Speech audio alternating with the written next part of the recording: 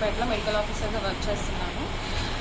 గుడ్డిగూడెం గ్రామంలో ప్లైవుడ్ ఫ్యాక్టరీలో unhygienic conditions వల్ల 6 పేషెంట్స్ డయేరియా కారణంగా డయేరియా బారిన పడ్డారు.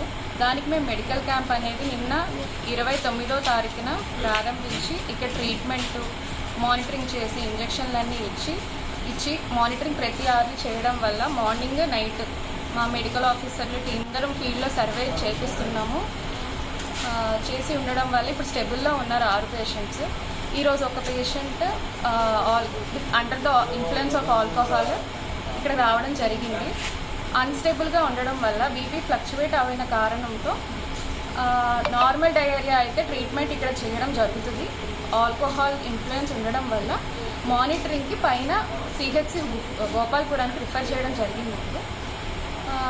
ఇప్పుడు మట్టికి డే అండ్ నైట్ మేము ఇక్కడ మానిటరింగ్ చేస్తున్నాము. మెయిన్ అన్హైజీనిక్ కండిషన్స్ వల్ల వాళ్ళు ఉండే చోట చెత్తగా ఉండి నీట్గా లేకపోవడం వల్ల, సేఫ్ ఫుడ్ సేఫ్ వాటర్ లేకపోవడం వల్ల ఇది జరిగింది. For more videos like this, subscribe Big TV channel.